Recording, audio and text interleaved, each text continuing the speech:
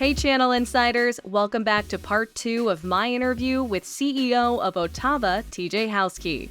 If you haven't watched or listened to part 1, head on over to channelinsider.com right now to do that first. Today in part 2, TJ breaks down the experience of what it was like to be invited to join the Broadcom Advantage Partner Program, and how OTAVA is helping its customers navigate this seismic shift in the channel since Broadcom closed its acquisition of VMware. You're able to now provide VMware licenses to customers. There's been some changes there with the amount of time the licensing lasts for, the support of some products not being there anymore. There are some changes with that. So how are you helping your customers navigate those changes? And how is that impacting you at the end of the day? How is that impacting OTAVA? We just both got back from channel partners, and I think of every 5 conversations, 3 at some point looped back to Broadcom, right? And what's going on, because it's a market disruption, probably first that we've experienced of this nature in 22 years. Yeah. On a sizable footprint relative to the economy itself. So clearly OTAVA now as a partner is a part of the new Broadcom Advantage program as a premier. What that really means, for us when we look at it is, we can further evolve the partner ecosystem that we already had. So we already have both CSPs, so cloud solution providers, and MSPs, managed solution providers, that are in our ecosystem. And some of them are even direct competitors in similar territories, but still resell or white label our aforementioned products, right, underneath the old program. So to us, it's really business as usual. What I like about what's happened now, though, is that our relationships with I think they changed the names of them, but I still call them aggregators, the SHIs and the Ingrams of the world, relative to the new program, they would be obviously Premier or Pinnacle, right? Pinnacle partners, is that now we're participating in the white label program. And so we're actually getting lead generation from those groups to say, hey, help us help those partners, be whole as it relates to really good service, really good education, and a trusted ecosystem where they know that they can conduct business and it's fair, it's above board. And so I think that's where OTAVA can offer a lot of value. We have an ecosystem. We've done really well with it over the years. Now it's maturing and evolving to include the new elements as it relates specifically to the Broadcom program. But that's not new to OTAVA. We've been doing that for a very long time. And we have hundreds of partners that already participate, both agent, reseller, and white label, into that system. So I'm excited for what I think that we can offer, particularly to those that are smaller. And we know how hard it is to operate a cloud or a managed service provider. And we know how challenging it is to find a partner that you can trust. And obviously I'm biased and bullish on what OTAVA can provide and offer. So I think it's really, there's a lot of upside to this, but I do recognize, and I want to make sure I put it on record for this call, that there's a lot of people that have mixed emotions about this, and that's okay. I'm just a big believer that I don't get to control how I feel about it, right? Like, it is what it is. The only thing I can do is how I respond to it. And so rather than react, I want to respond and help customers walk through it. And I believe that you can come out the other side with the right partner better than where you started, as long as you keep the main thing, which is the customers that you're serving. For customers that are listening and may not have been able to approach you yet about where to go from here, have you noticed a pattern of specific areas of disruption that they can look into and prepare for when coming to talk to you? Or is it mostly just kind of all over the board still? Yeah, I think it's narrowing. Like, people have a better understanding today than they did 30 days ago about, you're changing from resource utilization, measuring from RAM consumption to core based in terms of the new licensing and how the pricing structure is getting organized. So I think now it's more about people are coming with okay, I've got really 1 of 2 paths and I could use your wisdom. Obviously, largely in a CSP world, I have sunk cost capital that's gone into my business because I was running my own, footprint. And I have commitments to that, not only the hardware itself, and maybe it's leased real estate, for what they're hosting. And so there's really 2 paths, right? Some customers are saying, hey, we're just looking for a new partner that we can say, this is home for us, and this is who we're going to work with. And we trust that you're not going to negatively affect our customers. You're not going to try to poach. And unfortunately, you have to ask those questions because it's transparent. And so we're putting that confidence in place to say, hey, we're going to give you transparent pricing and transparent behavior. We don't do that. So you're safe here. And those customers are saying, great, I'm going to use you, and you're going to be an overlay to us. And we're going to come to you for support, for education, for escalation, and expertise. Then there's the second set of customers that are coming that are actually looking to migrate workloads. And we have a lot of those that are saying, hey, the costs don't make sense for us to operate as we are today. So we need to change the way in which we operate. And I kind of liken that to COVID. And what I mean by that is, how many restaurants do we know today that never DoorDashed, never delivered food to their curb, ever, right? And within 90 days, adaptation made many people decide, I'm going to change and evolve my business. And now all of a sudden they've shut down maybe what was their retail front of their restaurant, and they make more money delivering food, right? And so I think to those customers that are going and considering that, with the right partner, scaled the right way, you could increase your profitability and your effectiveness and go do that thing you're really good at, which is maybe having the sales side of the conversation, architecture, managing the relationships, but let the heaviness of engineering, skill management, keeping staff, right, all those things that go with it to a larger service provider that has that expertise. So I think those are the two paths that I'm regularly having conversations with. And then I would say there's probably a third unrelated, and it's more about top line activity, where they're just saying, hey, can you help educate me on how to talk about this in a manner that makes sense, that's not overwhelming to the end customers, whether that be direct or subtenants or the like. So it's been a long couple of months of conversations with people on this topic. So hopefully helpful. The good news is it'll continue to be, so you've already figured out your plan for the next several months. That's right. I think you and I are going to be having conversations with people on this one for months to come. You talk about disruption. I think it's really interesting that you mentioned that and related to COVID, because truly advancement and progress happen in the wake of disruption. And unfortunately, that means we don't get to choose the timing or the time or the place. So for sure. With that said, for better or worse, TJ, have you seen OTAVA's profitability, or do you anticipate OTAVA's profitability to be impacted by the Broadcom changes to the partner program? Yeah, it's a great question, and it's a fair one. For us, we're in a favorable position. And that credit, actually, I just said this on our executive call today. We have a weekly call, and the shout out goes to our vice president over technology and engineering, and Justin Keller, and also to a strategic partner in Comm Division. CEO is Yves Sanford, and his CRO is Sasha. And they're very good friends, and we have done business with them for years, and we've been able to collaborate, and we partner on a lot of shared sourcing on work, in this case, professional services and education. And so between those two parties and what we focused on in leadership, from how do we want to be proactive on this with what we know, we've been able to really put ourselves at a place of even and then favorable after optimization. And that was a little concerning when we came into it, because architecturally, for those that are trying to figure it out, sometimes you're building more east-west in terms of how you're solving for your workloads and infrastructure. We certainly were, naturally. And sometimes you're more dense and you're building north-south. We had a blend of both. By shuffling the way in which we're going to go forward and adjusting in our data centers, we were able to get ahead of it. And so we come out of it in a really favorable position. But it's a good question that you're asking, because I think that's the biggest concern, is people like, I don't really know what this is going to do to my P&L. I'm nervous, right? Because not everybody has the opportunity that we do. And we recognize that in terms of size and flexibility to be able to make the changes to adapt and be effective, in this market.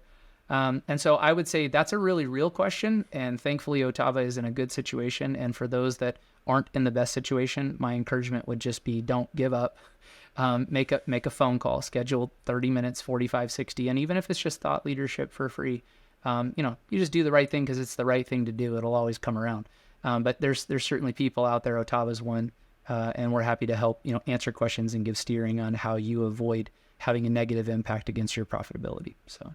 Well, thank you for your transparency on that. And I think some really important lessons there. Just take a breath, take a minute, don't jump ship. That's it. Yeah, I think a lot of times, right, like I certainly had my initial reactions when it came out at the end of last year. And, I would, not that Broadcom's asking for our coaching, Katie, but my feedback would be, I probably could have communicated this one a little bit better on how you cancel an agreement and how you communicate that out to thousands and thousands and thousands of business owners. But certainly, to each his own. Each person gets to make that decision that they think is best for them and their organization. But I think that the best advice that I could give to any person right now walking through this is, try not to make the decisions emotional. Don't make them when you're uncertain. It's okay. Like, if you had 30 days of overrun in order to get to 3 years of stable strategy, take the 30 days. Take a breath, respond, don't react. And I promise you can come out the other side of it really good. And it might just be that you have a new partner that's involved, and having that new partner involved, let's say it's an OTAVA or a comm division or somebody else out there, maybe you become more with that partner than you could have been on your own. And so it's, again, looking for the glass half full versus the glass half empty, but be realistic in the situation that timing matters and you have to move quick. I think you can still find the silver lining, so to speak, in it. So. And I appreciate you saying not that they need feedback, but don't worry. If anybody gets an email, Mr. Tan will reach out to me, I'm sure. So moving on from Broadcom and VMware, let's talk more about Microsoft. So obviously that's an exciting area of growth in the space of AI. How much growth have you seen at OTAVA for Microsoft's hybrid Azure services, where you're involved in that aspect of the business? Has that been something you're seeing build up more over the last year? And do you expect that to go even further in 2024? It's a great question. It's actually one I'm most excited about. Like, I really like that space. For OTAVA specifically, our size business, I think that we've done well. I would say we would love to advance that momentum more, but to our earlier conversation, Broadcom in this season is consuming so much from a focus and a thought leadership perspective that, one thing has to take priority over the other. And so we've been able to do really well on capitalizing on managed Azure and offering continued architecture discussions, creating pipeline for customers that are interested in furthering that, which has been really, really good. Particularly, you're right, like AI and specifically Copilot adoption and customers wanting to consume those elements within Azure. Those conversations have ramped up quite a bit. We have some really good projects out there, and particularly our partner ecosystem is bringing us a lot of interest in Azure. What's funny is it still ties back to Broadcom, though, because a lot of that activity is some folks, they were already in nature. I think market says about 72% of customers minimum are consuming no less than 2 cloud sources, right? So if you think about it, most already had workloads in public cloud of some nature. And now with this inflection point on the Broadcom side, it's forcing them to evaluate, hey, maybe we just want to accelerate adoption of public cloud. And that furthers our goals of getting faster to leveraging, large language models and AI, relative to our business goals, as opposed to just technical delivery of our cloud infrastructure. So we're seeing it. I think for OTAVA specifically, we're kind of middle of those conversations, meaning we're not too early that we're not capturing it. That's all we're doing. We're kind of in that sweet spot where a lot of the conversations are increasing. It's usually tied to Broadcom still at some level of, hey, can we also talk to you about this? And oh, by the way, I know you do managed Azure and you guys have grown significantly on that footprint. Can you help us with that too? So we see it at the top of the funnel activities right now in material changes on those relationships. So I'd love to get back to talking about your customers, TJ. Can you tell me a customer success story in which OTAVA really loves to look at that and say, this is one of those crown jewels that we say, this is where we worked. This is everything where if something went right, this is what we point to as an example. Can you walk me through a success story? Yeah, for sure. I'll leave names out just for benefit of the customers themselves, since we haven't asked in advance, right? But in terms of case studies, there's 2 that come to mind. And from a product delivery perspective, one was public cloud that has now evolved into, full-blown managed public cloud service, in this case, Azure, that has now actually evolved into advanced licensing and conversations around AI. So we're having that, right? Everybody would know this company. They're very sizable, and they have a really great reputation and name for themselves. And so they came to us, to our partner ecosystem, and said, hey, listen, we're really struggling to figure out how we want to adopt. Part of data protection first is you have to have data to protect. So you have to be really good at data migration. And OTAVA is really good at that. We're really, really good at helping a customer, meeting them where they're at and saying, based on how you're currently set up today, this is what it's going to take to protect that which you value most and get it into our footprint. And so we did that. And in addition, we have a very specific workshop structure that we take customers through to not only get knowledge, so go through discovery, but provide knowledge and give insight and education as to what this is really going to look like end state when you get into your new ecosystem. And so that went really, really well. So well that in the first version, by the time we got done with it, they had already said, hey, we want to bring the rest of our business to you measured in the next 90 days, right? And that's what we love the most, is if you do it really well, you're going to see great organic growth over time. You don't have to be in a hurry. Customers want to grow with you and go with you, in their technology journey. So that was one, and that was specifically, public cloud. And we love the opportunity that it represents, because that's our passion, is being able to bridge that gap, for customers. Our second one is a little bit different, equally love what we're able to do to help them, but hate that they had to go through it. So very large customer. Unfortunately, we help a lot of customers that deal with ransomware events. And in this particular situation, this customer was dealing with a very ugly ransomware situation. And the ability to step in and support their staff, who did an excellent job, in combination with our staff, including our advanced engineering teams, leadership teams, to help them not only stop, contain, undo, restore, but then to circle back right into the secure framework and say, hey, once this is done, we need to transition right into how are we going to avoid this in the future. And for this particular customer, they were doing it right. It's just like everybody. You can only adopt so many tools, so much technology, and spend so much money at once. And so that certainly accelerated their, hey, our appetite to make other changes to harden the environment even more is going to require probably a more intense participation from OTAVA than, maybe you were planning. And we rose to the occasion. And I think that we do a really good job of that consistently over time. And that's what I hear from our customers is that, you guys are there for us and we have that relationship. You understand us, our business. And so those two opposite ends of the spectrum, right? Like new opportunity, new excitement, new growth.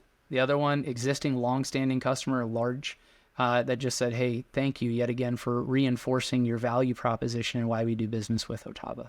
At Channel Partners Conference and Expo, one of the biggest themes in conjunction with AI was that by the end of 2024, the majority B2B buyer will be a millennial.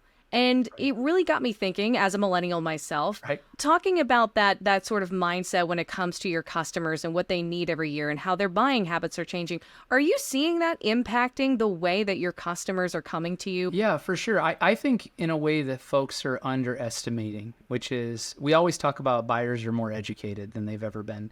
I would actually go one step further. I think buyers are more decisive than they've ever been. I've seen in past generations, folks spend a lot of time in analysis, and the absence of a decision is a decision in and of itself, sometimes the worst one. And in generations past, it was this pretty arduous process of discover, review, analyze, talk, 6 meetings, quotes, right? I see that in the millennial generation, they're very well educated, very well prepared, and already decisive. They pretty much know in range what they want, and they know price-wise what they want. And so they tend to ask quicker for cost to have a better understanding if that matches their expectation for what they're forecasting, not because they're price shopping you. And so I find that if you can be quicker to get to the facts and answer those questions for them to show relevancy, you have a really great opportunity and you can move a lot quicker. That's the biggest change that I see, and I really respect it. I think it's probably because we're all stubborn and they've told us millennials don't work hard. But that being said, I see it, and I see it as a really positive thing, and I think it's an incredible generation, and there's a lot of cool things we're going to do in the world. Oh, how they underestimated us. Oh, how they underestimated. And with that said, is your team kind of changing the way it goes to market when you're approaching new customers? Is there anything that you're doing differently or reorganizing the way that the deck that you bring in? Yeah, it's a great question. One of the things I've been very bullish on since I took this role was to say, listen, you need to be more educated. I don't need salespeople. I need sales professionals. I need folks that really understand not just the products, but really the business issues and the relationships between the two so that we can solve real problems. And that way, if you can solve for it in one meeting versus 3 meetings, then that's what makes you more effective.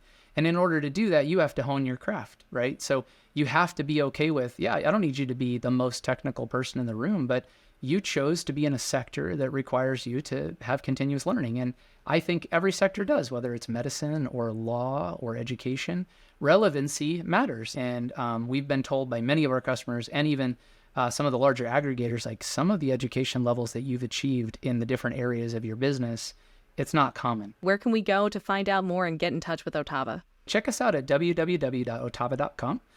www, by the way, definitely tells you I'm on the border of millennial and the next generation. So check us out at otava.com.